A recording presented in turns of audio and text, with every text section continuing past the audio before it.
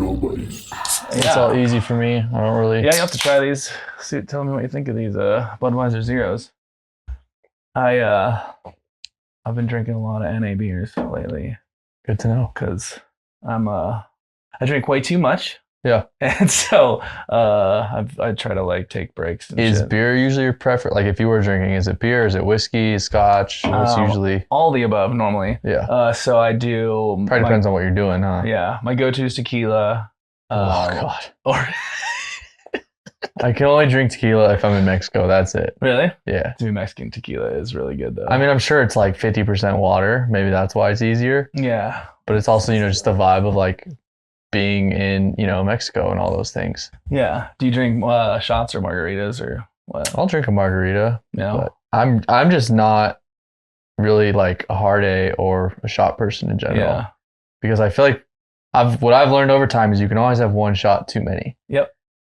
Me personally, I can never have one beer too many. You just get full and you're like, I'm good. Yeah. I don't need any more else. Do you drink IPAs and stuff? I love IPAs. Because those, like, some of those get up to like 9%, Yeah. 10%. And then, man, I have a couple of them. Like, holy shit, I'm pretty buzzed. Yeah. Oh yeah. But then they are filling and stuff. Yeah. You get a couple double IPAs in there before dinner and you're messed up. Dude, double IPAs are my favorite. They're so much smoother Yeah. than, I don't know. I used to work for 10 Barrel. Okay. And I didn't like IPAs at all. And so like the Joe IPA or the Apocalypse, I just like fucking couldn't handle it. It was like too in your face. Crazy. But I spent a week with my brother and he had a fridge just full of IPAs and nothing else. He's like, yeah, all these were given to me as like leftover off some event. And so then I'd be at his house every night and wanting something to drink. And so I just started drinking them and forcing them down. And then eventually by the end of the week, I'm like, okay, I like these. They're not too bad. So, yeah. Dude, so speaking of the New Year's Eve, Okay. so tell me, so you're a drone pilot. Drone pilot. So Kyle, you go by TGN. TGN, which is Tour Guide Nancy. What's that? It was a nickname given to me on a senior trip when we were actually in Mexico for our senior trip after high school. Yeah. So we got lost. Taxi cab, like we're at the club here, hotel's over here. Taxi cab took us the complete opposite way, dropped us off. It's 2-3 o'clock in the morning. We had phones, but like I think most of us had like razors or whatever, so like you couldn't get directions with them. Razors. You're kind of like winging it. Most of us left our phones in the hotel rooms because there's like you weren't doing photos, no social media, nothing. Like the point of the phone, like you don't really need it. You couldn't use it in Mexico anyways, except for at the hotel. So we got lost and whatever. It's like, okay, we got to find our way home somehow. And somehow I knew every single street name in Spanish, the whole shebang. Like we're going to take a left on da-da-da street, whatever it was. Like the drunk brain in me just knew. And one of my friends was like, thanks for getting us home, Tour Guide Nancy. And I was like, that's kind of funny. And then create an Instagram, whatever. And now all my friends call me Nancy when I'm drunk because it's my drunk alter ego. So I get very happy and excited and everything. So they always call me Nance. And now it's just, I introduce myself as Nancy. So right on. TGN. So yeah. That's funny. Dude, next time we do a podcast, we get wasted together. There we go. It's a good time. I've obviously been doing a lot of sober ones, but I'm finished with 75 hard in 2 weeks. Nice. And so it's going well. Yeah, it is. It's good. It's just a lot. Yeah. So I'm getting burnt out on it. For sure. Like, every day, like, oh, fuck, like today, I'm like, okay, I gotta get ready for the podcast.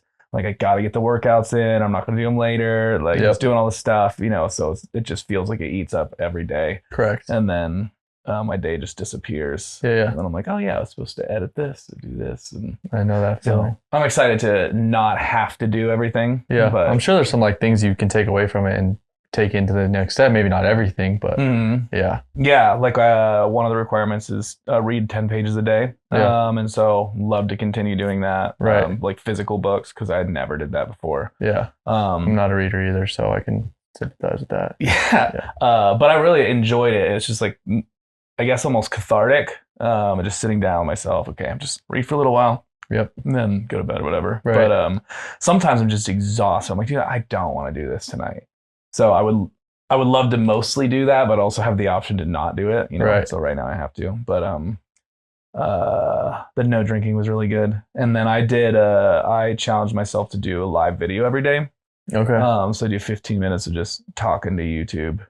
about fucking whatever just comes. came to mind, whatever's going on for the day. Which has been helpful for me to process thoughts, and then also communicate them, to nobody. It's harder than like just talking to somebody, I feel. But I like want to do this shit, so I was like, oh, I'll get better at it, and then it has also like brought me subscribers as I continue. So, heck yeah. Like 1 or 2 here or there, but cool. There's progress each time, and it's going to keep building. So that's all you can ask for. So Nancy alter ego. I was going to ask you, so I discovered you. I discovered you when Hap App opened. I was going to tell you. Okay. So I was starting a Hap App, and then I saw the video you did where you flew through everybody and stuff. I was like, holy shit! Who's this idiot? So good. Oh yeah, dude. Well, because I mean, I've hit you up about like drone stuff a couple of times. I'm like, dude, I'm terrible. I like fly not a FPV, but just like a mini DJI. Yeah.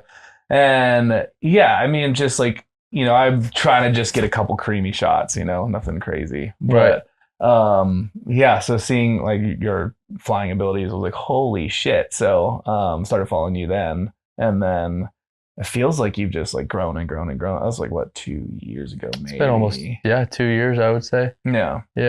So how's the journey been? Like, did you start like the Instagram straight out of high school, and just like been building it over years? So I used to have a different Instagram. I deleted it during COVID, and then I started TGM Productions during COVID. So I was like 2020. Okay. Because that's when I started doing like, I first got my first jobs, like filming weddings, doing real estate, all that stuff. No drone stuff yet. And then bought a normal drone to supplement weddings and all those sorts of things. And then I was just having a lot of trouble like breaking into the scene and doing all those things, because I mean, there's a million people with cameras and a million people doing photos and this, and I was like, what can I do to separate myself?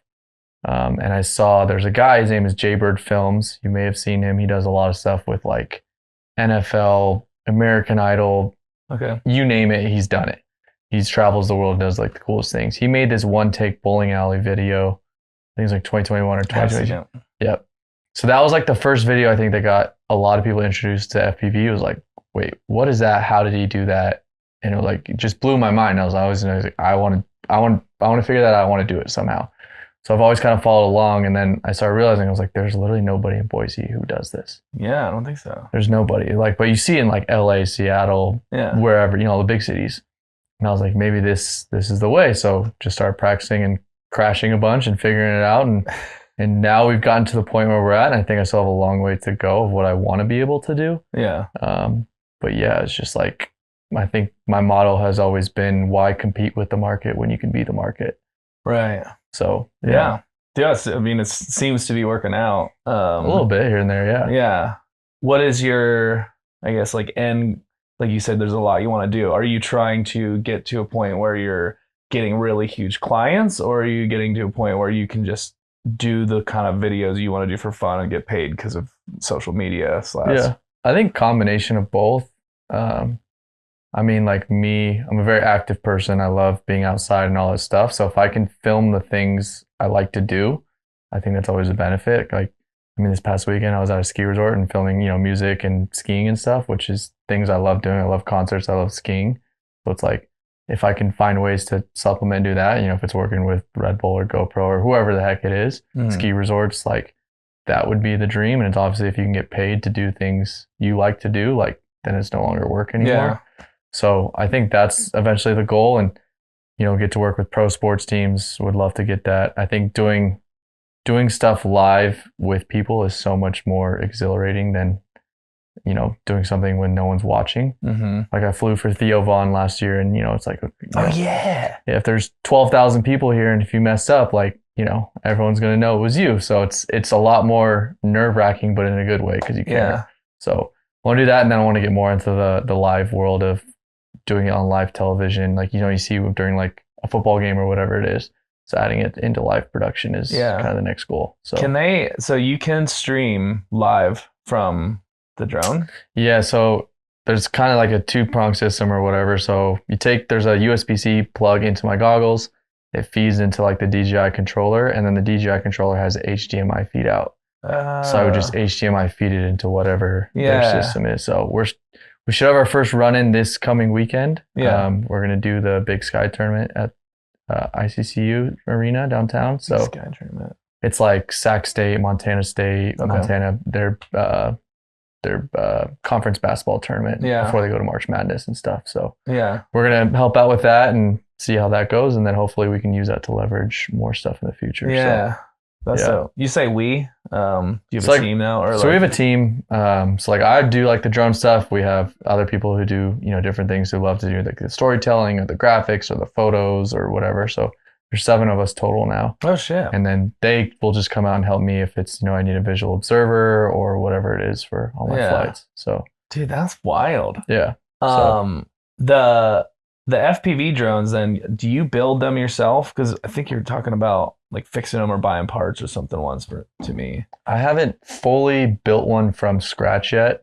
I've definitely fixed a lot of parts, soldered on different things, this and that.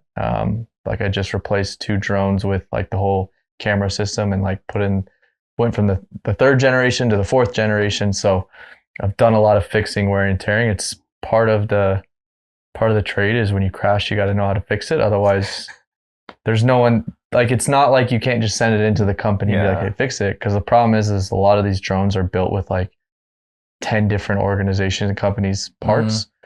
So it's not just like, hey, DJI, fix this. It's like, well, no, this is their brand with this brand's, propellers and their motors. So it's, you kind of got to be crafty and just do it on your own. Yeah. I was very curious about that. And then, like, is it a GoPro or is it a different camera on?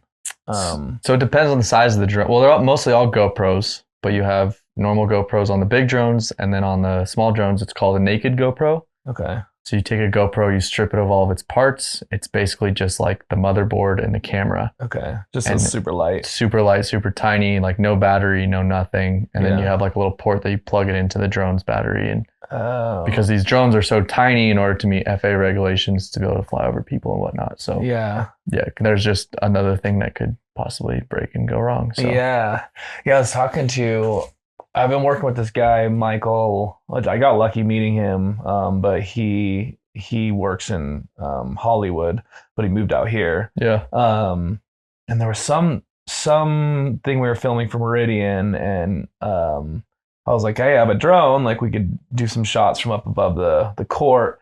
And he's like, no, I don't want to fuck with drones. He's just like, I guess he had some situation where a guy was flying a drone through a tunnel.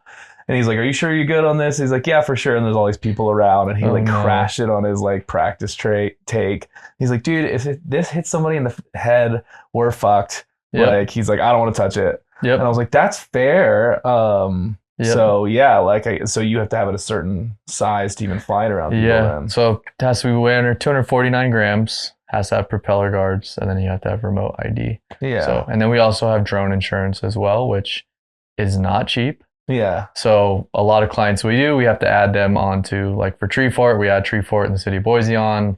For different, arenas or venues, you have to add them on as a COI. So and it's expensive. Like I pay more for that than car insurance, renter's insurance, like any other insurance I have. So but like you said, it's when things do go wrong, it gets crazy. Yeah, if you hit somebody, it would cover that. Yeah, it better we pay for like the highest one possible. Yeah. Has that ever happened? I mean, I haven't had to hit any client yet or anything like that. That's good. But I mean, the drone I fly usually around, it's freaking tiny. Like if anything happens, that thing's gonna break before there's any damage to them. So that's good. Yeah, it's like it would be like if you put propellers on your phone and took it up in the air. Like it's not. Yeah, it's not big by any means. That makes sense. And then when you do, like I've seen a lot of the restaurant videos you do, and you're like flying through people. Do people know ahead of time? Hey, we're going to be flying like. Every person that comes into the restaurant? Yeah, so 99% of the time it's usually like a content or media day. So it's not just like a bunch of random people. Like one of the most recent ones we did was Pig Latin. I saw that. So like that was like a scheduled content night. So it was like we knew everybody there, the whole thing. We usually make announcements ahead of time and let people know.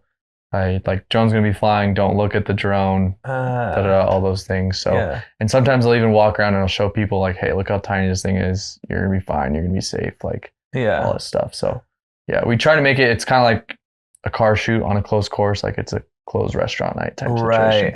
Yeah, I wouldn't have thought that. So that's pretty interesting. It makes it a little bit easier rather than, you don't want to scare the, the old crowd or some kids or whatever, and not have somebody in there that shouldn't be in there. So yeah.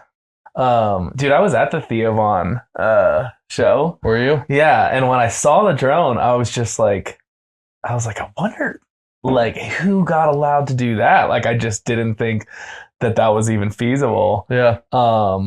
And then when I saw you post, I was like, oh, no way. It was a good time. I hadn't been that nervous for a flight in a while, because I think that's, I mean, it's just like everyone's going to know. It's like, if you mess up, everyone knows. And I only had like a 30-second window.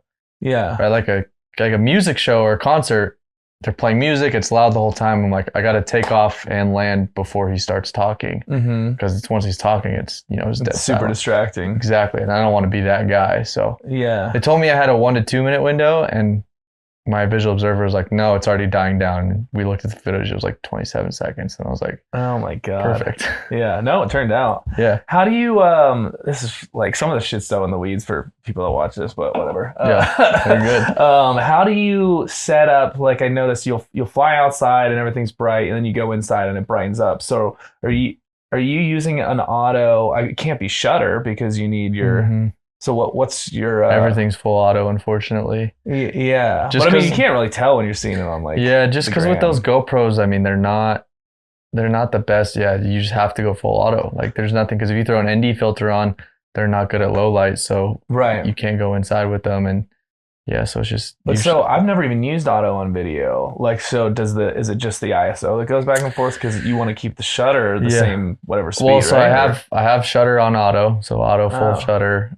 Depending on how many rooms and places we go in, I might put the white balance on auto. It just depends. Like, if I do real estate or something like that where I go into a lot of rooms, like if this room's white, this one's yellow, then white, then I'll go auto. Yeah. But I try to set that so that I can just do it in post myself. Right. And then ISO limit, I try to keep it, because you can keep a range on there, so you do a minimum and a maximum. So I try not to go higher than 400 if I can. Right. Once you start pushing 8 and 6, you get noise on those. Especially on the GoPro. Yeah. So then you got to go into DaVinci Resolve and do the noise reduction and all these things. And it's just more steps and processes. I have to learn DaVinci Resolve. That's like my next... Did I have it on a to-do list or something? I want to learn it as well. All I've done so far is just noise reduction. That's really? it. Yeah. But it's pretty awesome for that. My friend Julie said she'd teach me some, which is, I think, is more helpful to learn it from somebody in person than YouTube. I mean, you just kind of go all over the place. Well, and then you're sitting right there with each other and you can do the whole thing. Yeah. But, I mean, I like Premiere. I understand it okay. Just crashes. Yeah. Well, and then I never use any transitions. I started with Final Cut. Right. And I felt like the push-ins and pull-outs and swipes were like really nice. And so I've learned to really just not use transitions at all. Yeah. And I keep everything very simple when I'm filming. But like, there's nothing but like a fade in and fade out in Premiere, and everything that's like downloadable. Right. It takes like 5 or 6 steps. Right. And I've heard that DaVinci has way better with that. They have way better color grading. Color grading is, I mean, it's definitely was built for color grading for sure. I'm not as in tune and in depth with the color grading. Like, I'll watch these tutorials and these dudes are like 30 steps in, and I'm like, dude, I'm so lost. Like, I'm just like, I need to like correct my footage, maybe like change a little bit. But like, I'm not that deep into it. Yeah, me neither. I mean, I shoot log. Right. Same. And then I apply, like, I use Sony, so I apply their standard LUT, and then I just get my basic settings to where my scopes are, in the middle-ish, whatever. Feels good. And then sometimes I use some creative LUTs and fuck around with something. Like, oh, I kind of like how that looks, but that's about it. Like, no, I'm same with you. Maybe add like a little yellow or whatever it is, but it's like some of these dudes, they just go nuts, and you're like, how? Yeah. And I feel like I just keep getting lost in the weeds on all these little tinkering things, and none of it really matters. Like, I need to just be out there and doing more fucking shit. Correct. Yeah. I mean, that's why it's, you get to these higher shoots when you get to, whatever it is, a music video for whoever it is or something, It's like everyone has their one little thing, right? You got the guy who does just lights, the guy who does just audio, and then you get to the edit, and it's like, you know, I watch these things on these movies, and it's like, this guy literally just color grades. This guy literally just does, you know, like the voice tracks. This guy does just, which is crazy.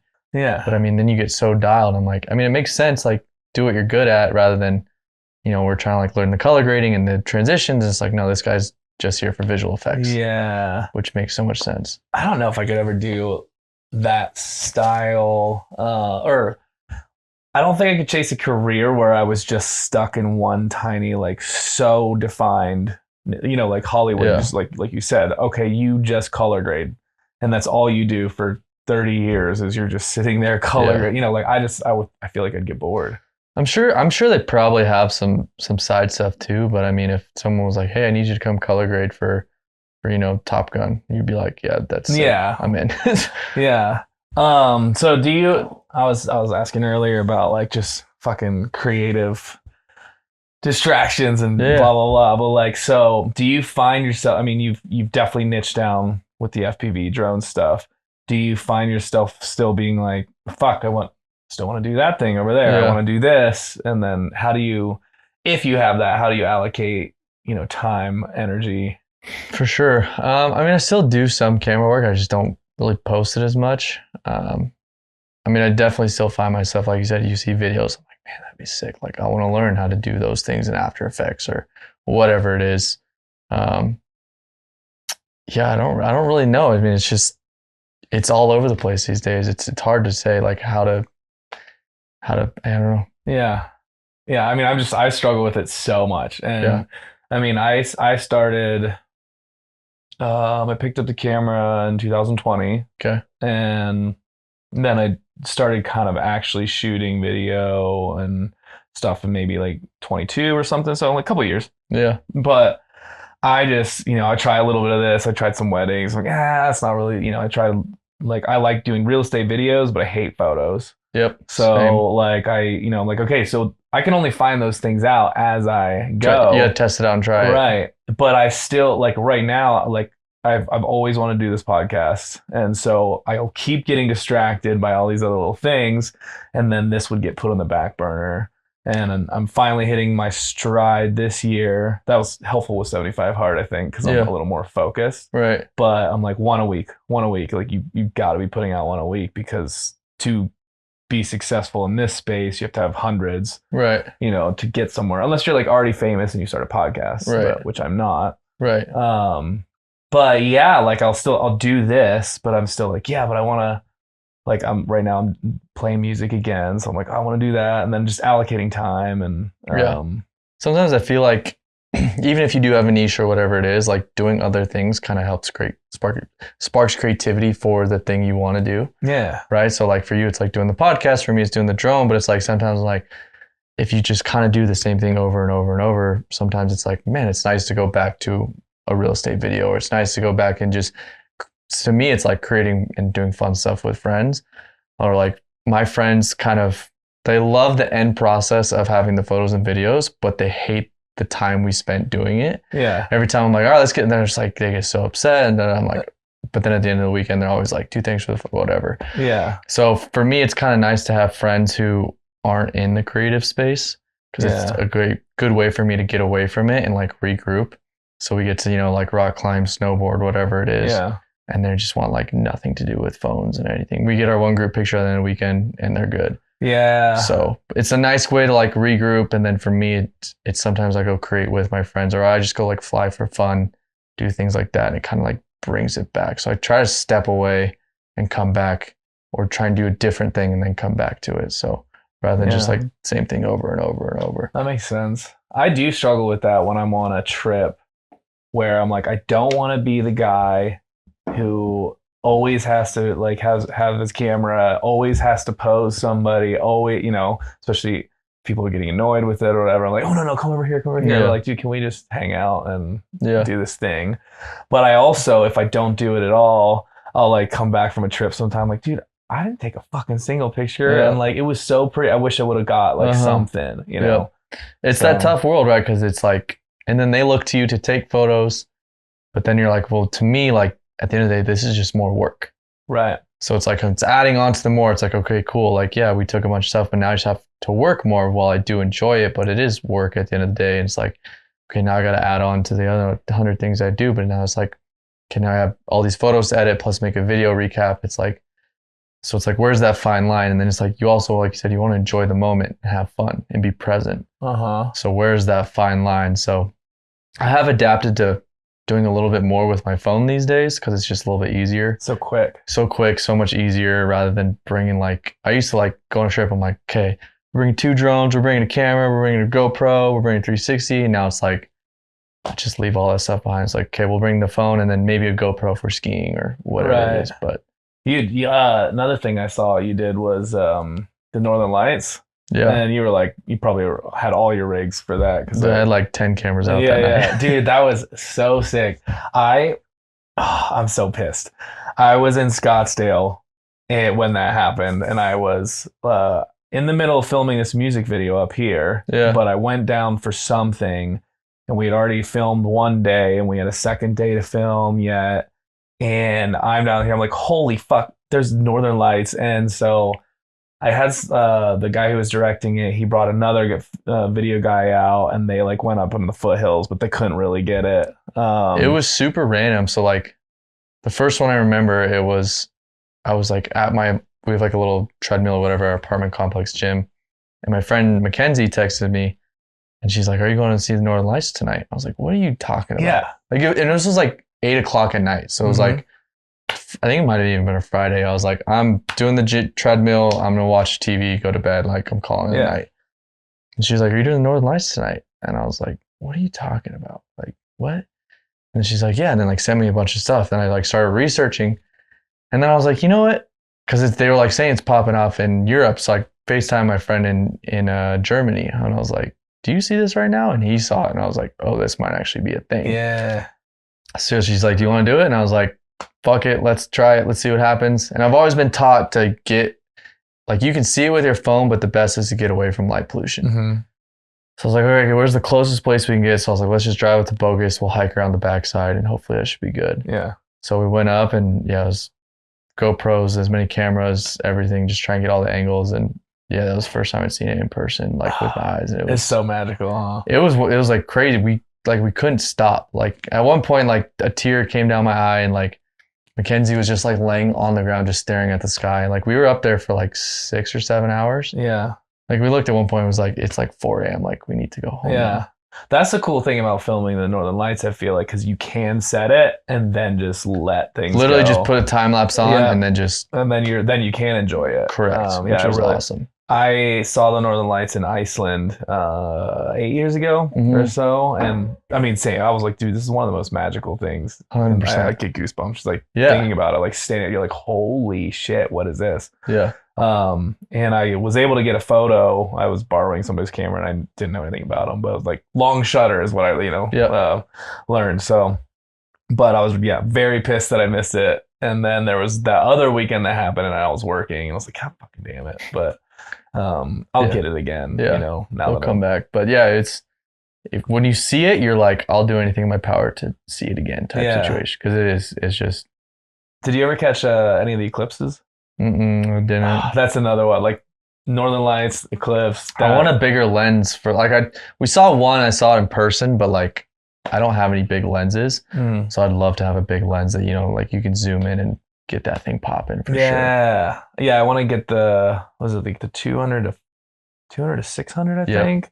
Something in there, probably hover around 400 for it. And then you can get an attachment that makes it like 6 to 12, which is nuts. Yeah, it's like a little thing you put on the front. Yeah. I follow a photographer. He's in Chicago, and he gets like the moon behind the city. And there's like the moon apps. Probably looks huge, huh? Oh yeah, so there's apps where you can track. Okay, where is it coming up? Where do I have to position myself? And he gets these moon rises that just come, and it's just like the whole fucking city. Insane.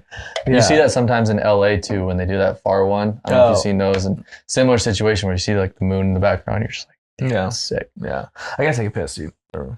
See that lighting's not my.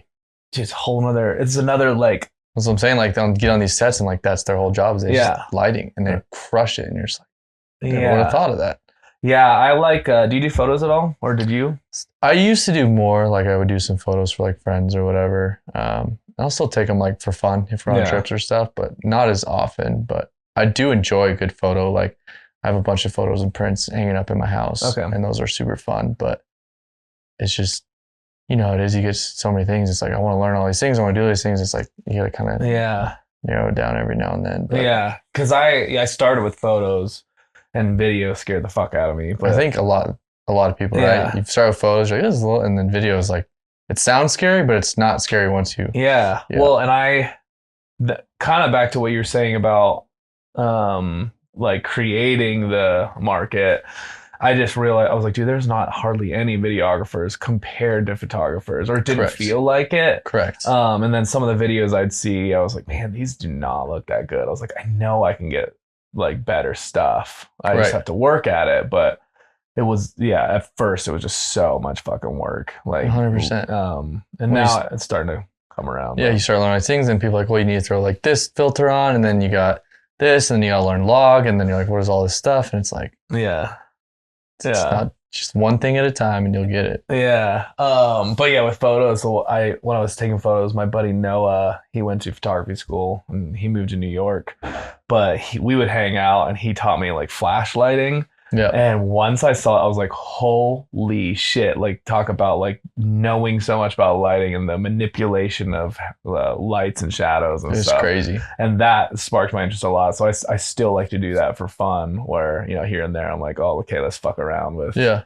Dude, I just discovered that you can take a video or a photo or a song and you send it to ChatGPT and be like, what are they doing here to create this? Yeah. And it will break it down. It like it's nuts. It's nuts. So like I saw this photo and I was just like, dude, what kind of light, like how is it getting that effect? And I just like uploaded it, sent it to ChatGPT, and they're like, oh, it looks like based on these shadows, he's using a light up here, this negative space. I was like, holy shit, recreated it like that. And that would have taken me forever to figure it out. Which is awesome, because then you can start using those techniques. You're like, I would have never thought about it. Yeah. And so I'm making some music, and I was like, I wonder if I hear like a drum sound on a song.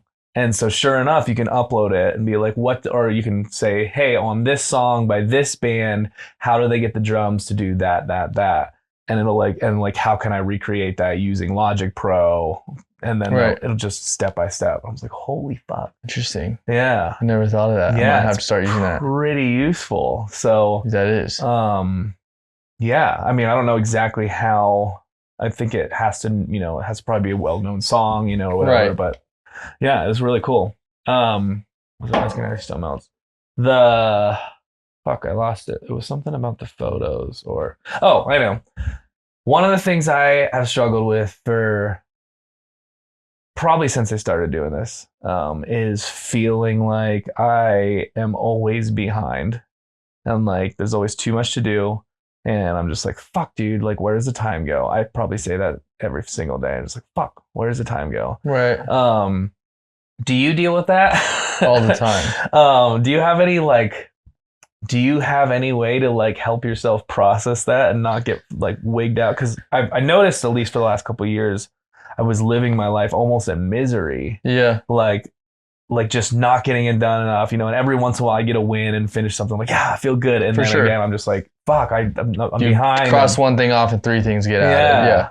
And yeah, I think for me, I mean, I've learned over time is like, try not to have any wasted time. Like, I know I used to be really bad at like, I don't watch TV as much anymore as I used to. Yeah. Like, we definitely still have our nights where it's TV and movies, but like, I don't as much anymore. Like Sunday, I got home from a trip and it was like, I literally just sat down and just started editing everything. I just like, everything was fresh in my mind, did all the videos, and it was like, I'm just like done with it.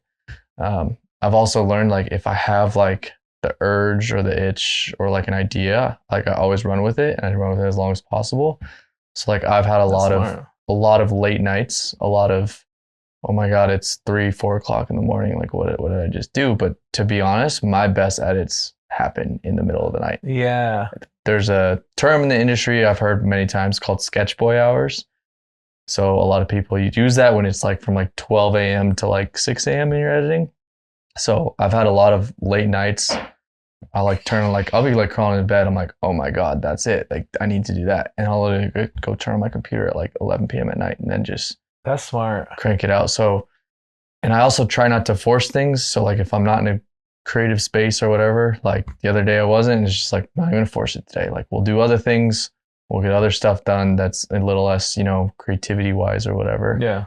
So when it's there, I run with it as long as possible. I put the phone away and just like go with it. And when it's not there, it's like focus on the other stuff. So, yeah.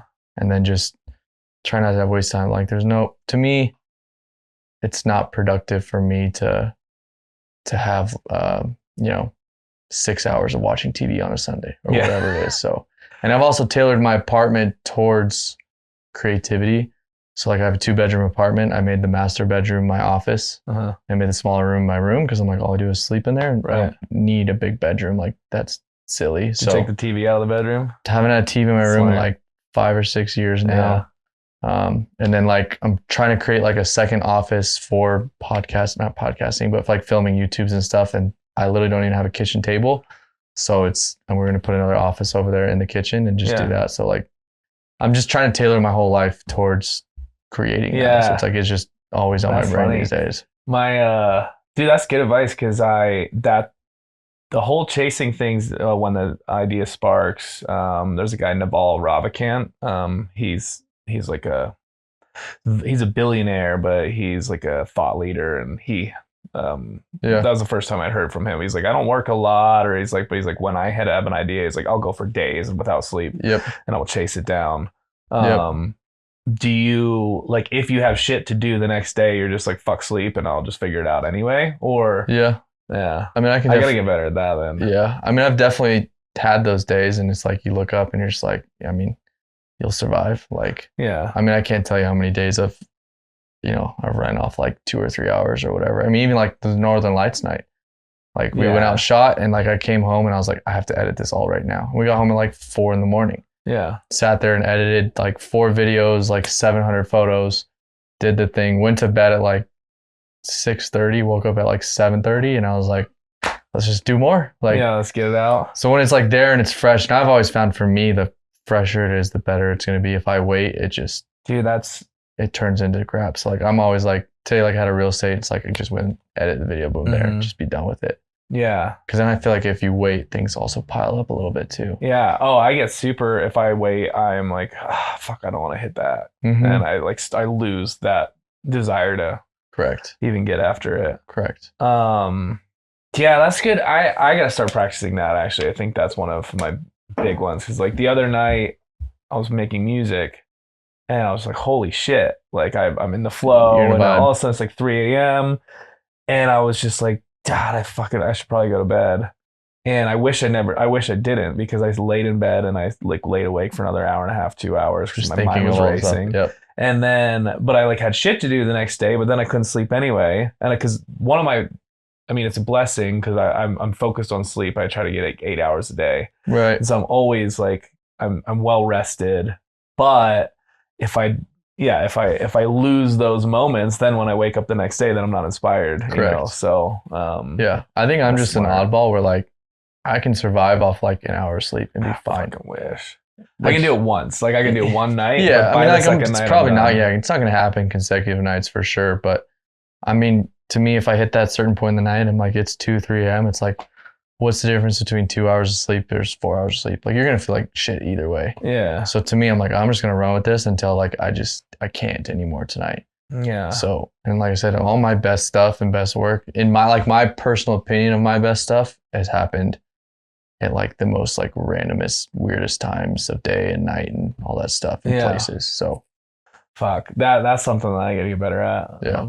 Glad you said that, because I feel like, that's one of the things with 75 Hard that I'm happy to be done in 2 weeks. Yeah. Because that is like this looming thing for the next day. I'm like, I got to do all these things tomorrow, you know? So once that's over, I will have a lot less like, for sure, have to do things the next day. Yeah. And then I can just flow with it. And it's creating, it turns into less have to do. It's like, I want to do these things. Yeah. So, I mean, even on weekends, like, I know most people turn their brains off, and it's like, I know there's that time frame from like 8 a.m. to like 11 a.m. where no one's really doing anything. No one's hanging out. No events are going on. It's like I could sit there and watch TV and be, you know, a lazy piece of shit, or I could just wake up and crank out a few more things in the morning. And it's like, that's just, so like to me, it's probably not healthy, but like in theory, I do work 7 days a week. Like I'm always thinking about content. Like I don't scroll to scroll, I scroll to work and to like create ideas and everything. I'm sure you do the same. Yeah. I do a little of both. Yeah. I'm probably lazier than you. There's definitely times, you know, you're laying in bed or whatever, it's like you're scrolling, but like I'm always like looking, my feed is 100% like I want to learn how to do that. So I'm like looking for tutorials and things like that. Yeah. And so I use it as like, it's a work tool. Like, right. That's why I try to look at it as not just like mind numbing stupidity. Yeah, for sure. Yeah. Yeah. I feel like I do use it like that. And then I also have those moments of mind numbing stupidity. But everyone has them. And then I'll use watching TV. I'll use my excuses. Oh, I want to like see how they film this. But I mean, which is fine sometimes. Yeah. You know, like watching how they film Yellowstone. I mean, it's just incredible. Super sick, know? Yeah. But like that doesn't mean you have to watch every fucking show. Right. I think it's 4 hours a night. Yeah. Right? I think it's just not doing it, you know, like we used to do, where you do it every single night and like, okay, well, it's you get off work and now you just sit here and watch TV for the rest of the night. Like, no, like you can still do other things or whatever. So, yeah. Yeah. And another of my issues, which you probably don't deal with as much, but I love to drink. And some people may call me an alcoholic. But so when I'm drinking, like I like to work when I'm drinking until a point. And I'll be like having fun, drinking, you know, having a beer, have another beer, have a shot. And then there's this point where I'm just like, ugh. Yeah. You know, and I if I wouldn't have been drinking, I would have been able to keep blasting through. I've definitely had a few edits and I looked at it the next morning and I'm like, what the fuck was I thinking? So I don't drink as much when I might have like a beer. I mean, I also live alone. Yeah. So like I don't have any booze in the house. And like when I do go out on the weekends or whatever, like we tend to party pretty hard. Yeah. So I'm like, and that's your release. Like, that's my release. Yeah. So it's like hanging out with friends and doing it on the weekends. And then it's like weekdays, like let's just freaking grind this out. So. Yeah. I think another excuse I make, which there's a balance to it too, but like going out is networking and socializing. So I would try to be like, oh, I want to spend my time here where I know business owners go, or here where you know I can meet people. But I'm like, how often do I do that? But really, I'm just avoiding doing the edits I need to be doing. Right. But if all I do is sit in my house, I'm not meeting anybody. Right. So it's finding the healthy balance of both of them for sure. Yeah. Yeah, that's a tough one for me too. I do feel like I've definitely taken some photo shoots really wasted and gotten some really good results. I mean, I'm not proud of it, but like I've had some weddings, like, because I've filmed weddings with friends or whatever, you know, I've been to like some in Costa Rica, done a few in Mexico, whatever. And it's like, I don't have to drive anywhere. We're at this all-inclusive resort. And like, I'll be honest, like there's a few weddings, like I don't remember like anything. Yeah. But like, I did my job and somehow made it. And like looking back, I'm like, man, like I don't remember going back to the room, like nothing. Everything came out. We got all the footage we needed, and it's like, I mean, you're like, great. Holy shit. Yeah. I'm like, maybe not the best idea, like drinking that much and having that much equipment, you know? Right. I have, speaking of that, I was in Mexico one time and I had all of my, I don't know why I brought it out. This was not on a work trip. It was just before I didn't do any work at the time. So I was just for fun, had my drones and cameras and everything. And I don't know why I had it out, but we drank on a yacht. I think I was taking photos on the yacht. Like we rented this like 12-person or 20-person yacht, you know, had the whole group. Lost my drone in the ocean. Like came down on my hand and then like the boat or whatever, like made a jerk, sliced my finger and just went off. Been there, I got a nice scar somewhere on one of his hands.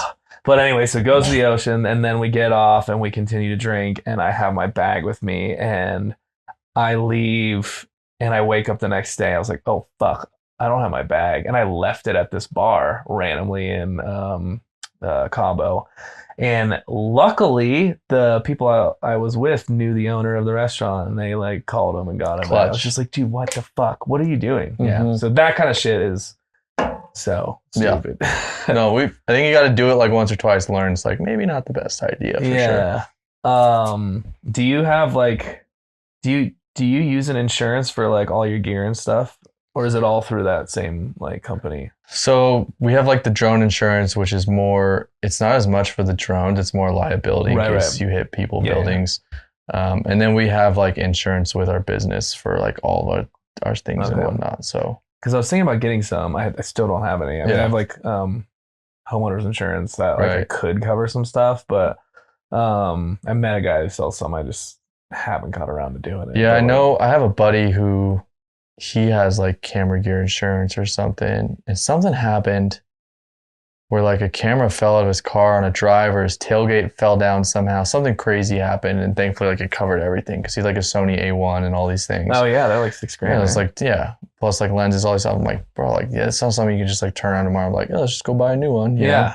So yeah, something I probably should have more of and look into. But yeah, I met a guy randomly at my bar he's like, oh yeah, I have another guy who's all photography equipment. I was like, okay. So it's another of those things like I don't get around to do, and there's all those like the things that aren't pressing or in front of you always get pushed to the back. Correct. And yeah, I finally got a whiteboard and I'm like writing shit down. Yep. And then your list is so long, it's just jumbled and it's like, what is going on here? Yeah. Yep. Fuck, man. What's that? The other thing I wanted to ask you was about obviously managing, doing all the work, and then building social media. Yeah. So, I mean, you've been doing really well on Instagram. Are you doing the same shit on like TikTok or YouTube or? Yeah. So I definitely post the most on TikTok for sure because I get paid on there. So it makes the most sense for me to put out the most there. I would say Instagram's probably the least I put out on. Have you not I don't think I follow you on TikTok, so I've only seen your Instagram. You don't get paid on Instagram? I don't know if anyone gets paid on Instagram. I don't think Instagram pays. I could totally be wrong. I got paid once on Facebook. Yeah. Facebook pays, but I don't think Instagram pays. Okay. But they're the same company. They used to, they're stupid. But I think Instagram, if I remember correctly, they used to pay and then they stopped with their like creator program or whatever they had. I don't know. I stopped getting paid and like I'm still eligible to pay. I just literally haven't made a single dollar, which I don't know how it works because I've literally had videos get millions of views and I've made $0 from it. So I'm like, I'm still going to put stuff out there because it, gets me business or whatever. Right. But if I can put out similar and or better stuff on TikTok and get paid, like, why wouldn't I? Still working to get monetized on YouTube. So that's the next goal someday. So you get a certain amount of subs and the views, right? I have the subs, which is nice. I was like this close to the amount of views. Like, I think it was like, so you need, I think it's like 4,000 watch hours or whatever it is in time. And then it was 10 million views in 90 days. I got to like 9.8 in 90 days. And then it just plummeted after. So that kind of like put me in like a little spiral. I just didn't post on YouTube for like a month because I was just like, I put in so much effort. Yeah. It was like so close. Were you doing mostly shorts or mostly shorts? Yeah. So between all that, I mean, just like, it's crazy. I feel like I've learned a lot in the last year. I mean, I always used to be one of those people who's like, I don't want to put my face and all this stuff on social. And I've learned that that's what people want. They want to see your face. They want to see, your work behind the scenes. They want to see you like that. They don't follow you for your work. They follow you for you. Yeah. So like for me, it's like I've learned is like, no one really gives a shit about my drone videos. They want to see me flying the drones. Right. Like I can scroll through and like my highest videos is literally like, it's the POV view of me. Yeah. I noticed you started doing that a lot. Yeah. And it's like crazy. I'm like, well, I mean, it makes it easier for me because it's a lot easier to edit, but like, that's what people want to see. And I'm like, all right, cool. So, I've also learned that like social media is people take it way too seriously. Yeah. And it's just like, just stop taking it so serious and just have fun with it. So a little bit of that. And something I've learned from Gary Vee is to document and not create. Yeah. So I've been doing that. I'm like, I'm just going to live my life, press record and post stuff. And if it does, great, cool. If not, like, I'm not going to worry about it. I'm not going to fixate on the perfect song or the perfect cover photo or the perfect this. By the time you got like 6 revisions, I'm like, I tell clients this all the time. I'm like, you're so worried about this. You're so worried about that. It's like, you should be 10 posts on the next post by now. You know what I mean? It's like, just post the damn fucking video. Like, like you're so worried about finding this perfect song. It's Uh-huh. like your competition has just posted 6 videos today. Yeah. And now you're losing traction because you're worried about the song. It's like, guess what? Your video is probably still only gonna get like 2,000 or 3,000 views, which that's cool. It's great. But like, I feel like people get way too caught up in every minute little detail. And it's like half the time, no one really gives a shit. Letting it go, that is so hard, but so important. Yeah. I mean, like I've posted so many videos where it's like, man, like I fucked that up. I missed this, but it's like, it's already out there. Who cares? Like moving on. And like now sitting here, it's like a year later, it's like, I couldn't even tell you what video it was. Right. Like no one cares. No one's going to remember. I have that, like with the podcast, I milled on it for like 2.5 years before I started. So like, oh, I have to have video. I have to have this. And when I finally started, there was still shit. They were like dog shit. Yeah. But like, so I was like, oh, I could have made dog shit 2.5 years earlier. Yep. Like, cause the only way you get better is doing it. Correct. And then, like I said, I'm back on the train this year, but I kept getting pushing it to the back burner. Perfectionism. Each angle needs to be this, and now I've gone back to just one angle, and like nobody cares. No. And but now I can do a lot more instead of like spending 12 hours editing these videos. And the last one I posted, I was listening to it and I was like fucking with my mic, and I remember thinking, my buddy was talking and I was fucking with my mic trying to like get it back. I was like, oh, I gotta edit that out, and then I forgot. And then I'm listening to it. I was like, oh god damn it. But yeah, like you said, fast forward 6 months, I'll never remember. No one fucking cares. Yeah. It's crazy. Gary Vee always says, but he's just like, you need to be, I mean, I feel like this is more for a business, but he's like, yeah, you guys need to be posting on these 6 different platforms 3 times a day. Yeah.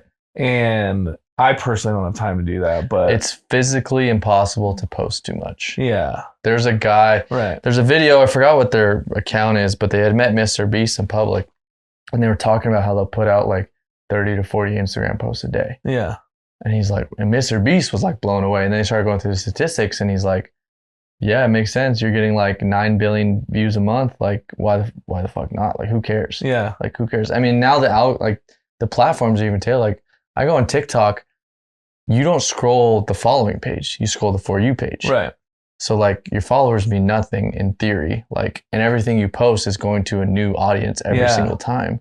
So like, who cares if you're posting? Yeah. Same with like Instagram. Half the stuff you see isn't even people you follow anymore. And that's why people, myself included, will get on like, oh fuck, I don't want to post this because it's the same thing, and they're gonna feel like it's redundant. I was like, dude, well, first off, like Gary Vee says, you shouldn't give a fuck what they think. Nope. And then second off, yeah, it's going to go out to For You pages. I mean, I can give a piece of advice on that. So I did these videos when I was living with my old roommate. He has 2 dogs, and they love chasing the drone. So I used to take the drone out, fly it backwards, and they would chase the drone all the time. Super fun. I want to do that one. So I used to post those. I'd post those on TikTok. The first one and I always knew, I was like, if this is the right audience, this is going to blow up. Yeah. Post the first one, it got like 400 views. A couple weeks later, post another one, and it had like 600 or whatever it was, and just kept doing it. I was like, there's something here I'm missing. Like, I don't know what it was. I think I posted that video probably like 15 times.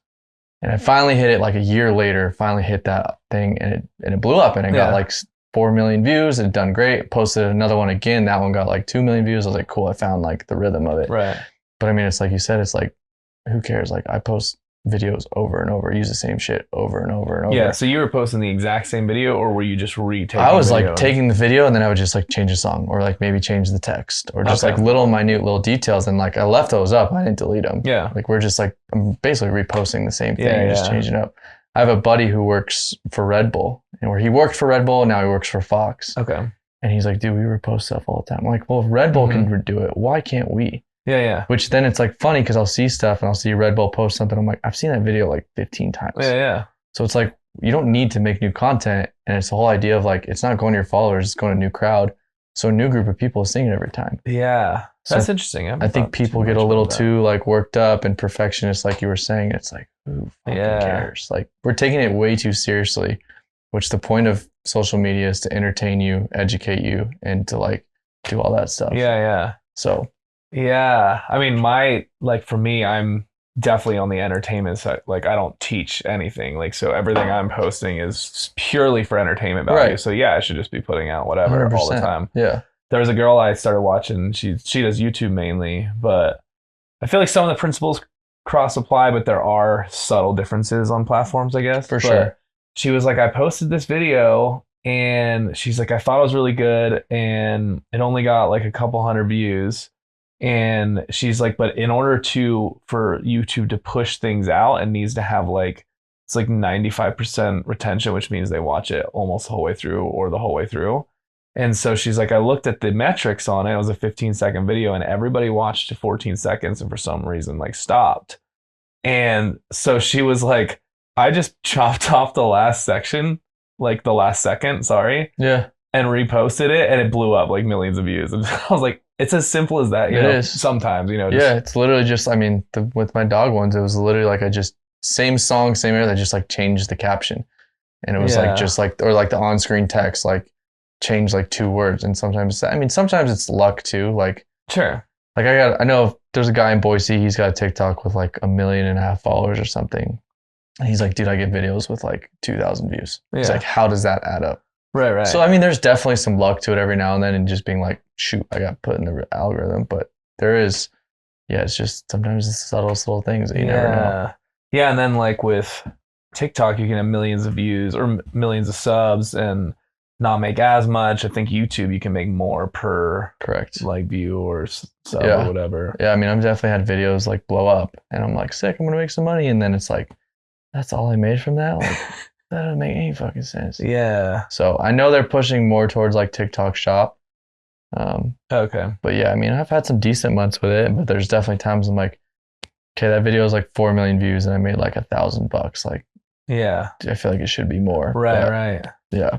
Yeah. I feel like you do. I guess if you're building your personal brand, probably eventually could sell your own merch and stuff. And then, you know, you Right. just gotta have the right Totally. idea with that, you know. Totally. But that's I mean, another thing to chase. just another thing to add to the list, right? Yeah. My buddy Justin, he's been on the podcast, but he was doing YouTube live videos once a day. This is 15 years ago. Okay. And he's like, I want to be, this is before I knew that you could do this shit for a living. You know, he's like, yeah, I'm trying to do this for a living. I'm like, what? Yeah. And so he's doing a little 5-minute video in his car, chased that for like 5 years, couldn't get anything. Then he changed it to a different channel. He's like, it took me 10 years. And he's like, I finally cracked the code and I started doing toy reviews for my kids and they started blowing up. Mhm. So he had like 2 million subscribers on YouTube. That's crazy. Built like this huge thing. Him and his wife and kids started traveling the world, like doing these videos and were able to pay their bills doing that. Yeah. Like super awesome. But then the government changed the rules on YouTube where they couldn't advertise on kids' videos anymore. And so the entire industry just got wiped. That's crazy. Luckily, he started another company called CustomThumbnails.com, which he does like video or thumbnails for big companies. Yeah. And so he's like, yeah, I had enough to like sustain myself with that because like all our income just got wiped. Yeah. But that's the other crazy. scary thing is like, yeah, you could have, you know, like with the TikTok scare with everything going down. Yeah. You know, or I know people like, I mean, there's like people that I don't want to say like made fun of me and they're like, oh my God, it's just TikTok. I'm like, yeah, but TikTok for you is just, they're a bot account and you just like, to me, like that's part of my income. It's part of my livelihood. yeah. I mean, it's not all my livelihood or whatever, but it's like you said, it's scary because it's out of your control and it could all just be taken away one day and you're just like, well, what the fuck do I do now? Yeah. Yeah. There's something I want to, I feel like I have not cracked the code on social media whatsoever. Right. And I haven't niched down on my main account, nor do I really want to. And that's part of my issue. But like I'm starting to make music. So I'm like, oh, maybe I'll have more success on this channel because I know it'll be very niche. It's exactly what I like, the music I'm making, posting my process, documenting like Gary Vee talks about and stuff. So I'm excited to see how that goes. There's also like some courses that I've still like been wanting to take, you know, from creators that put together, you know, For sure. how to build TikTok. Have you ever done any of those or anything? No, I haven't. I've looked into some other courses, but nothing that. I mean, everything I've learned is it's just consistency. Trial and error. Yeah, trial and error, consistency. It's just, I mean, you talk about, people will ask me, I'm like, hey, what? And it's like, dude, you just gotta post, man. Yeah. I mean, even Mr. Beast has talked about it. People always ask him these questions about like how to be successful on YouTube. He's like, go make 100 videos and then we'll have a conversation. Yeah. So same thing. It's like, I got friends or whatever. It's like they're trying to, I'm like, well, the last time you posted was like 30 days ago. I was like, what do you expect? Like, you can't be a good, free throw shooter in basketball if you don't shoot any free throws. You can't be a good sprinter if you don't sprint. It's like, how are you going to be good on social media if you don't post? How are you going to get clients if you don't post? Yeah. And so, yeah, I mean, that's just my thing is like, just post, figure it out. We'll come back to it in a couple months. Let's analyze like what worked, what didn't work. Yeah. Same thing with me. It's like people don't give a shit about drone videos. Like that's why I've stopped doing them as much because, I post a freaking goggle cam video and it blows up on TikTok. I'm like, well, it's telling you something. Like, don't fight the system. Right. Learn from it. Yeah. And I think a lot of people try and fight the system and they want to do what they want to do, which is great. But also sometimes you got to like look at what the algorithm's telling you. And it's like, okay, if you have 3 of these videos and they all did really well, maybe you should continue doing some similar content. Yeah. I haven't had any pop on TikTok. I had one pop on Facebook and that was a podcast clip. And I was like, dude, that wasn't even that funny. Right. So I was like, oh yeah, it was good encouragement early on to be like, dude, yeah, just put the shit out. Correct. It wasn't even that funny to me. It was like, all right. Yeah. But other people thought it was funny. Yeah. So whatever. Just put so much stuff out that you can't even keep track of like what's going on. What's popping. Yeah. So you do TikTok, YouTube, and Instagram. Mm-hmm. Yeah, those are like the main 3 that I've been using. Yeah. But I haven't really used X. I haven't used. No, I mean like I probably. It's funny you say that. I probably scroll more on X than I do any other app. Really? Because I find it just like it's just hilarious. Like I'll retweet things or whatever. But I find it just the things you read and see on there, like it's so unfiltered and unhinged. It's hilarious. Has it gotten better since like Elon took it over? It's just like there's no rules. Like, it's the wild west. Oh my God. It is. Yeah, I like that shit. Oh, I love it. Like, and people will like comment and just say like the most unhinged things ever. And it's just so funny. Yeah. So, cause it's, it's easier for people to write like a one sentence witty thing than for some people to make a video who don't know how to make a video. Yeah. Versus you get like Instagram and Facebook, like you got your friends or whatever you're following, and then things are gonna get deleted or flagged or whatever. Maybe even TikTok a little bit, but like Twitter, there's nothing. Yeah, I was talking to my buddy Ryan. He was streaming on TikTok. He's making music for a while, and he's like, the algorithm's great. I got pushed to a lot of people. But he's like, I got my account shut down twice. I've almost been flagged multiple times too. Yeah, because they're super sensitive. Yeah, I got flagged for it's the freaking Star Wars drone videos. What? Yeah, apparently like if you use Star Wars music, even though it's like already on the platform, it'll like flag you. So like I looked one day and like these videos had like 2 or 3 views. I was like, what's going on? And then it was like, you've been flagged for, if you next time you get flagged, like your account gets banned. And I was like, for like attaching the drones, I was like, so I just didn't post for like a month. But you're using the music that's already there. Yeah. And then I talked with another guy about it, and I guess Instagram has like the same problem. I'm like, then why don't put the music on there? Right, it's available. It's stupid. It's all stupid. I'm like, why is it available to use, but then you're gonna flag me and then you're gonna ban my account? It's a whole freaking I got to piss real quick. No, you're good. I forget who I saw it from. But there was a YouTube video I was watching where he was just like, followers don't count, or that was his title. And so I was like dug into it, but he was just like, you need to, and I think Gary Vee talks about this too. He's like, you need to get email addresses or phone numbers. And so that's like one of the things I'm going to start shooting for is, going through like my phone, going through my followers and trying to start a newsletter or whatever. Yeah. But he's like, yeah, because at any moment we can lose any of these social media platforms. Yep. But if you have access to direct inboxes or direct phones, you're able to still market any new thing you do, whatever. Right. So, or if you get banned and you start a new account, and be like, hey, follow my new account, right, pop totally. back on. So that's something I like. It's another thing on the to-do list I got to do. But no, I mean that makes sense. I think I've heard Gary Vee talk about that a few times. He's like, so what are you gonna do if one day Instagram just doesn't exist anymore? Mm-hmm. was like, damn. I mean, I guess that kind of was like with the TikTok scare. It's like, okay, well, you almost have to have your ducks in a row and have multiple options of different incomes and whatnot. So Yeah. so that's been a goal of mine, is to like build as many incomes as possible and Yeah. kind of get that going. I So feel like what do they say? Most successful people have at least 3 to 5 or something like Yeah. that. So we're working on it. I mean, I got a bunch that are like super small that, you know, don't really generate anything, but they do something, and it's like, okay, how can we keep building those and get to Yeah. that point where it's like, oh, cool, you got like fucking 7, 8, 9, 10, whatever it is. Yeah. Are you a pretty big risk taker? Yeah, I would say so. Yeah.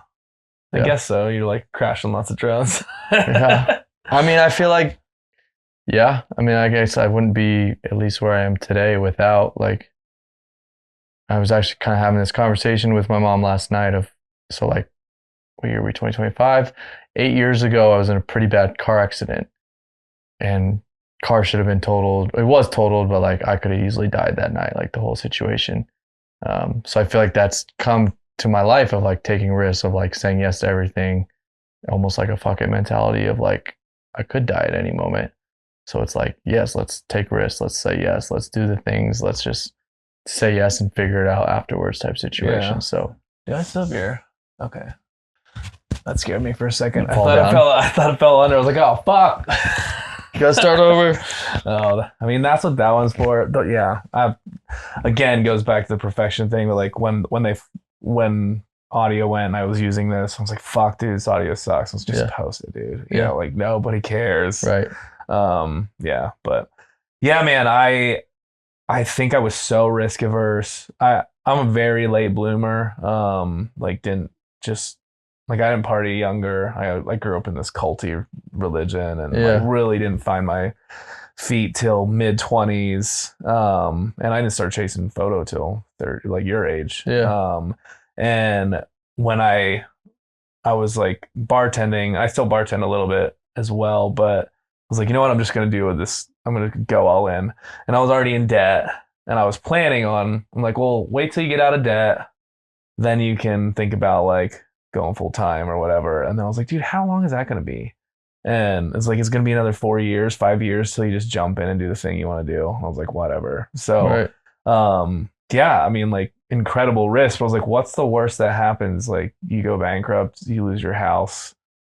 Like, yeah, it's fucking sucks, but also like if that's the worst thing, like I have family that I can go crash with, why not? Like I don't have kids, I don't, I'm not married, so why would I not? And then the more I do that, the more I meet people that are big risk takers, are just like, yeah, dude, like go after the thing you want. Like we have one life, do the things. That's kind of where I'm at. You know, I agree. It's like, I don't know, just like fuck it. Like I think too many people, and we say whatever makes you happy, do your thing. But I think for me, at least, when I feel most alive is taking those crazy risks. I mean, like I went to Japan last year with 2 people from Australia, so it's like, fuck it. And I didn't even really tell anybody, and I posted a photo, and everyone's like, "Are you in Japan?" I was like, "Yep." Yeah. So I mean, like, you did it on like a whim. Kind of like I'd met this girl in Mexico a long time ago, and she was going with some friends or whatever. And she messaged me like a month before. She's like, "Yo, we're going to Japan. You want to join?" I was like, "Fuck it, I'm in." Yeah. Like, just, that's fun. Like, whatever. So I had just quit my job at the time, which is, I guess, like kind of taking risks of like, I had toyed with the idea of like starting this creative agency and like doing all this stuff full time. And I'd asked so many people, from friends who are hairstylists to photo to this, people who work on their own. I was like, is it worth it? Like, dude, it's the best decision you'll ever make. It's going to be tough. It's going to be hard at times. Yeah. And I was like, yeah, you're right. So it's just like, it's time. So I think it all just like played out. And I think that's been the last like year or so, or just of like taking those risks and like just trying anything and everything possible to take that next step in everything in life. Yeah. Yeah. Speaking of starting the agency, I pretty much was inspired to pick up the camera by my buddy Luke. He lives in Kingston, Ontario, Canada. I went to college with him, and in Australia, actually. Yeah. But he was fucking just lazy piece of shit back then. But like he just wasn't interested, whatever. But like I remember just being like, he's crashed on my couch, and I love him to death. But like he just fucking went for it after like he moved back, and he started like going after building businesses. And he's built a massive agency up there. But he started it he started in Windsor, did a couple things up there, then went back to Kingston, restarted. I was like, fuck, dude, that would suck starting from square one. You don't have any of your connections. Then the first year, he's just hustling. Yeah. Like, I'm very inspired by him. But he back to like creating your environment of like creativity. Yeah. He had lived in a house, but he started living in a studio, and he like lived in a studio for like 10 years. Mr. Beast did that for a while. Yeah. He lived at like his headquarters. And he was like, dude, he's like, you don't have anything else to do. He's like, if I have a house, I'll just lay in bed. I'll, fuck around at the house. I won't go to the office. He's like, so when I wake up at the office, there's nothing to do but work. He's like, so I just would wake up off the like little mattress he had. He's like, all right, and just start. That's that's kind of like, same thing. Like when I walk in the house, it's like my nicest room is my office. Like my worst room is my room, but it's like I sleep in there and I change clothes. Like I don't want to do anything else there. Yeah. So it's like when I wake up, it's like, where am I going to go spend my time? It's going to be I spent all my time making my office look pretty. So like, let's go tinker in there. Let's go film YouTube. Let's go edit. Let's go whatever. So I think it's a similar concept. Like, it's focusing so much on that. It's like you have no choice but to go live that world. Yeah. Same situation. I don't have a dog. I don't have a girlfriend. I don't have a wife. I don't have kids. So it's a little bit easier than I think other people. Like it's different when you have a family and whatnot for sure. And I don't know how that works because I can't say I've ever been there, but it's probably like pros and cons. I feel like if you do have kids relying on you, you're like work even harder because you're like, I gotta feed, I gotta feed these kids. Yeah, but then you also got, soccer games or whatever you need to go to where it's like, I wake up on Sunday and it's like, all right, well, we're just going to edit all day. Or, I don't have the, someone tell me, hey, it's like time to go to bed or we have to wake up early to take the kids to school. It's like, no, My struggle is like the time constraints that it takes to do some of the minutia, like feed yourself. Fucking annoying. Like I get so frustrated just like I'm hungry and I gotta make food and then I gotta clean the dishes. Yeah. Like, or I eat out every time, like whatever. It's that kind of bullshit. Or like, I'm like, fuck, dude, I gotta do laundry. Yep. And I hate that. I'm like, if I could get to a point where I just had a personal assistant to just do that shit, or that's not if, but when. Do you like to like cook and all those things? I do if it's like with somebody, like if it's for a girl or with like friends, I enjoy it. But when it's just for the strict reason of sustaining me, I'm like, fuck, like I don't want to put in the effort. Yeah. Yeah, I agree. And so I'm like, I try to get like the quickest things possible, like like Costco sous vide shit or, whatever. Like I try not to eat out all the time, but I do end up eating out a lot because I'm like, dude, I don't have time to like the grocery shopping and all the I prep hate grocery shopping. Yeah, all that shit. I hate it. I hired a nutritionist a little over a year ago.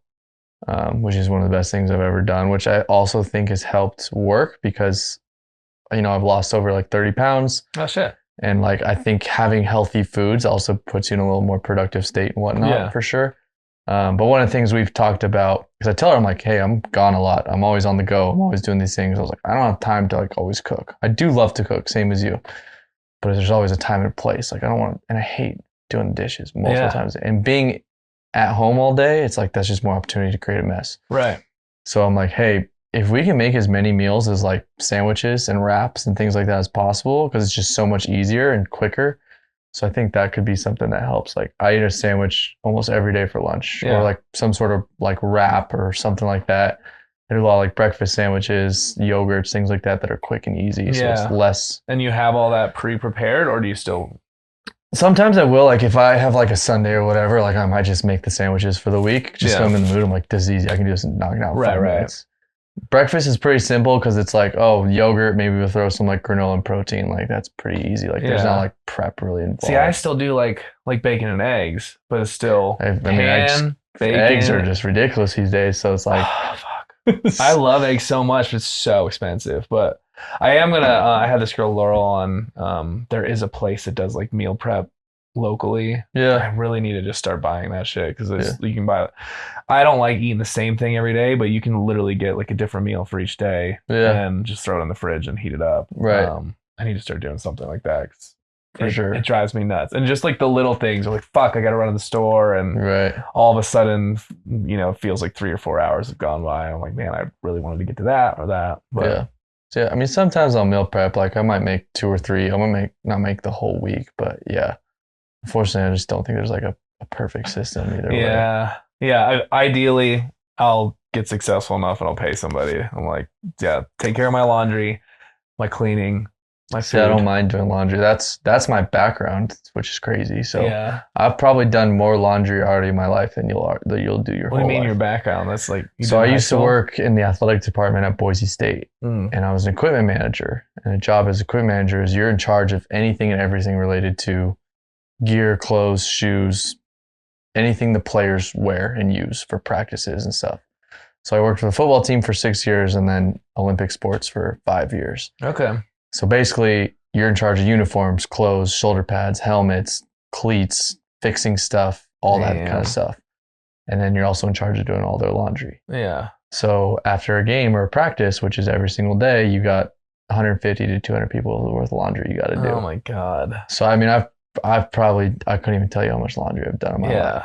You think about it, 200 people a day for 11 years. It's a lot of fucking laundry, dude. And it's not your laundry, so yeah, it's a lot of. And so you're not over it enough to be like, now it's just like it's just barely. I think it's just like part of life. I don't know. It also doing that taught me so many different systems to make it a little bit easier and stuff. Yeah. So like we have like, since you're doing laundry for so many people, you would have like belt loops. So we have these like loops that everyone puts their stuff on. You write their numbers, and then you have like different ways to help sort it. So you're not just have like a bunch of just random stuff that you got to figure out. Right. Everyone's stuff is numbered and labeled and everything. So sometimes I'll do the same stuff at home. Like I get home, like I got a loop, like put all my underwear on the loop. Then I put all the shorts on this loop. Then I put all my socks in this bag. So when it goes through all the wash and the dryer, it comes out. It's like, it's already separated. Yeah. Now I just need to like grab it and then put it in said drawer. It's like, it almost kind of quickens the process a little bit. I feel like that's the part I hate the most. Just grabbing it out of the hamper. Out of the dryer and putting everything together. So look, there's a website, I think it's called like laundryloops.com or something like that. Okay. And you can buy these loops and literally like it has a loop and then there's a cinch on it for your socks if you wanted. Like I'll bring these when I go camping or on trips and then I can help keep my dirties from my cleans. But I'll do it at home sometimes. It's like everything's on this one loop and then once it's drying out, it's like it's already sorted. Now it's quicker fold rather than like figuring out what goes where. So. Yeah. I watched did you ever watch Tidying Up with Marie Kondo? That like inspired me to get like more organized with my shit. But it's very like it's the rows of clothes in your drawer are like upright like this instead of like stacked together, so you can like see everything. I like that and stuff. So yeah, me too, and I've used it ever since. But it's a little more time consuming folding everything, getting it like that instead of just throwing it together. Yeah. But I am like, man, it's crazy. I'm pretty sure I have ADD. But like things are just everywhere. This year I've been working on just getting more and more organized because like I just had shit everywhere all the time. And then it's like when I want to go do a shoot, I'm like, where the fuck is such and such? I just learned that thing actually, the over the door. I was looking at that, yeah. And I can't believe I never thought of it. And somebody else had the idea, and I was like, oh my god, it's just like cables, fucking little odds and ends and shit. I love that, and I might add that in. I actually have like a full like toolbox in my office. Like you would, put all your tools in. Yeah. And then I got like a bunch of the little, like drawers and different stuff to put all my stuff in. So like I have like my FPV drawer, I have like my camera drawer, I have like, here's all my whatever. So it's like knowing people like, oh, where your drill bits or whatever. Like, no, this is just literally all my camera gear. So. And then when I went full time, I moved out of the master bedroom. I rent that out. I stay in the garage, which is my studio, but also where I live now. Yeah. But then I ran out of like storage space. So like I got super messy again. Like I always have like a catch-all room and it'll be here. And then I'll have a podcast and I'll take all the shit and I'll throw it in there. I'm like, I got to get ready for that. And then I have a complete mess out there, so slowly but surely I'm getting like fucking dialed in. Right. But God, it's never ending. No, it never is. Every time you get clean and then you come home and you just throw shit everywhere. Just like, damn Yeah, that's another thing that's like a good habit. Like you said, you get right to editing.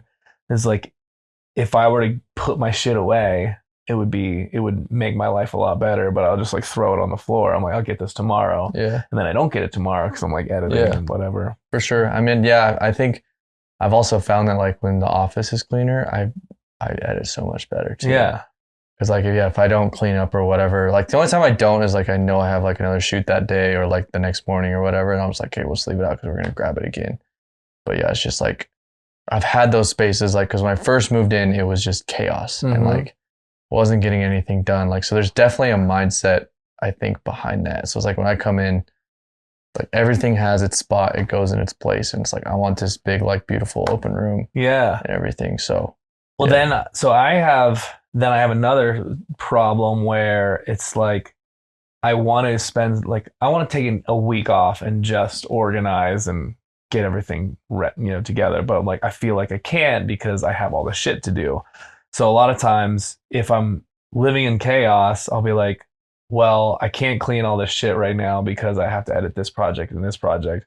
But by working in this chaotic environment, I'm not working as well or efficiently. There's that time after work where, like you were talking about, instead of maybe watching TV or hanging out, it's like maybe, hey, this weekend we're just gonna do this. Maybe with Friday and Saturday night or whatever. It's like, I mean, that was kind of me when I moved. It was like moved, quit the job, did all these things. I was like, I put it away for like the same situation. I had like 3 days.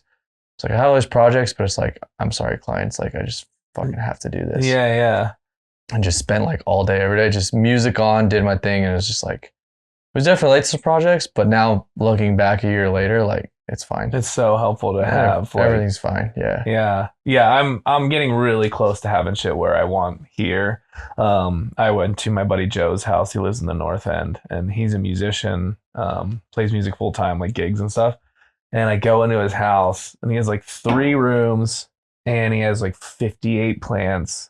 He's just everything's immaculate. He has so much shit, but everything's like perfectly in place and like music instruments everywhere. His like workstation, just like big monitor, everything's clean. There's nothing like unorganized. And I was like, dude, you're inspired. Like, cause like then it feels just so good to like sit down and work versus just shit everywhere. Yeah. And I've like, I mean, I still, like all these charging. I'm like, fuck, I got to find a place to charge my shit. So it's just not there. Right.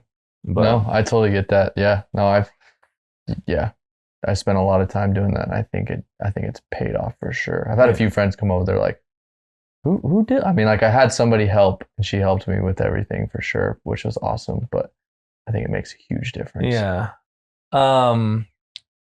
You're mentioning Gary Vee. Do you have any other people that like you are, or Mr. Beast as well, but like inspired by or that you learn a lot from, as far as just business building or life or whatever? Yeah. I don't know about like maybe business building or life. I mean, it's always cool to like follow the other drone pilots and whatnot. So I mean, I think I just look up to a lot of like people in the same field because I feel like, as you know, people can't always relate to us in what we do in creating, unless you do create.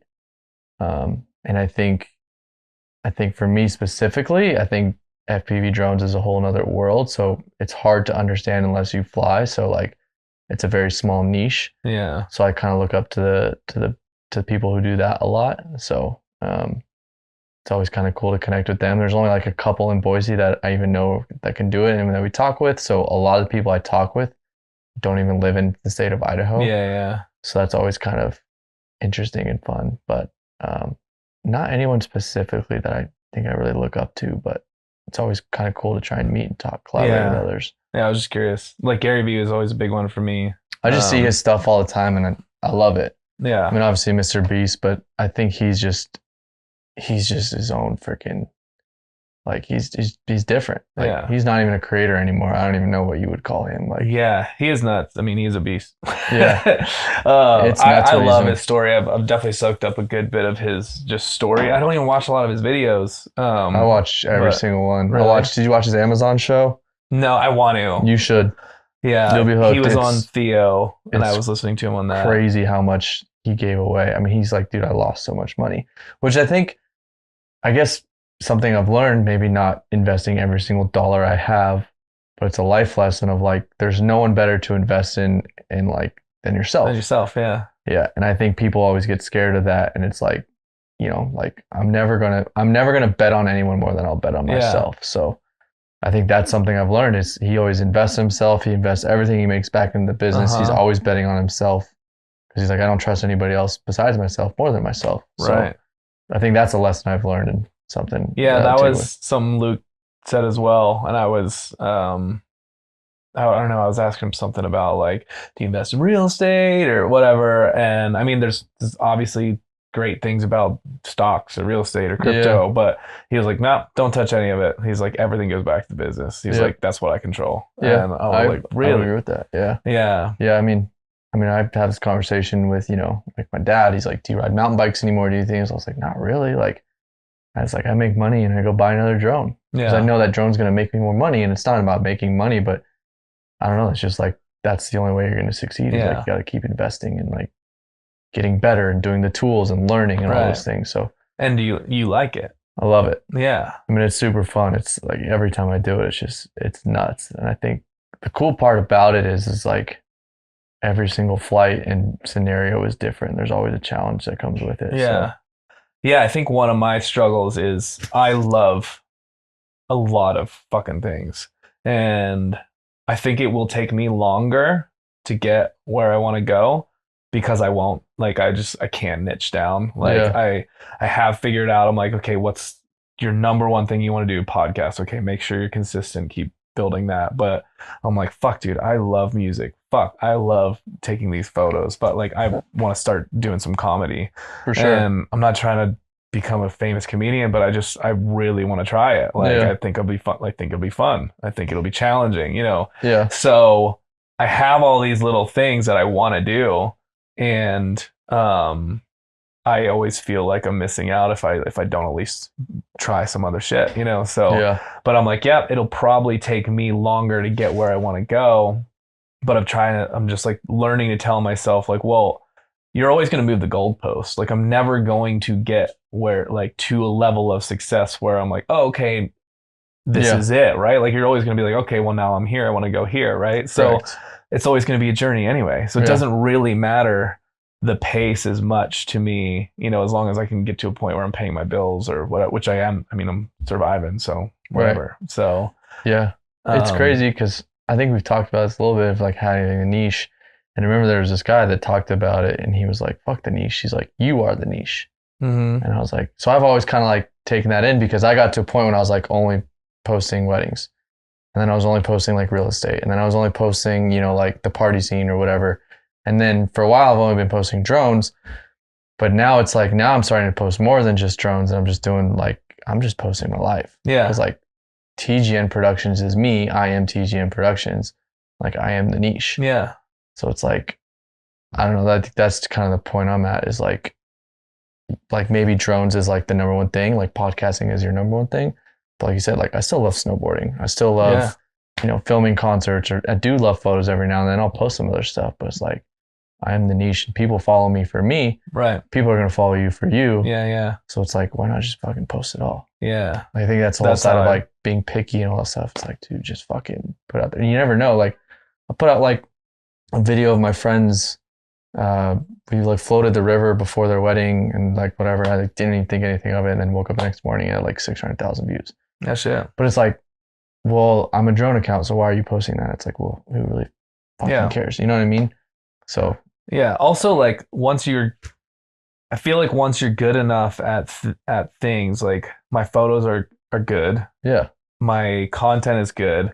So it's like, if you found me because of some funny clip and then I post a photo that's good, it's not like you're not going to enjoy it. Correct. For the most part, people are still going to enjoy the other things I do. If they're not, then who cares? Fuck 'em. Right. Yeah. Yeah. Like my shit's super debaucherous a lot of times. Yeah. And some people are like, dude, you're going to not work with certain businesses because of that. And I'm like, yeah, it's okay. Like this is who I am. There's also going to be other people that are like, holy shit, dude, this guy's ballsy, and I like this guy, and work with him. So I've just really, and like, I guess, like, going back to people that I look up to in like successful spaces is somebody like Gary Vee's. Like, they told me I couldn't say fuck. I didn't care. It was like, this is who I am. I say fuck a lot. Yeah. And he's like, it doesn't matter. No, I agree. 100%. Yeah. People like Theo and. Yeah. There's no reason to hide yourself and not be you. Yeah. For sure. Yeah. Dude, thanks, man. You bet. Do you want to plug anything else? I mean, TGN Productions? Nah, nothing. Just be on the lookout. Therell be some drones flying around Boise. So yeah, dude. Yeah, we got some really cool stuff planned. Hopefully a lot of it goes through right now. So yeah, we've been working with in the weeds with some pretty freaking rad stuff hopefully coming up. So yeah. And you're working Tree Fort, right? Doing Tree Fort. We got the Big Sky conference tournament this weekend. Hopefully some NHL and NBA stuff here soon, which would be sick. Yeah. So fingers crossed that all that goes according to plan. But yeah. So hopefully that'll transition all into some other big time stuff too. Yeah. So. Yeah. The one other thing I wanted to say was people say you're never, like, the only way to fail is to quit. So, like, you just keep after it, it's just keep plugging away. Yeah. I mean, just as much as I am a drone pilot, I'm also a salesman and I'm a marketer and all those other things. So, I mean, it's just like, got to hit up people and try and get the jobs just as much. So, yeah, just having fun and yeah. Yeah. Hell yeah, man. Cool. Well, thanks, dude.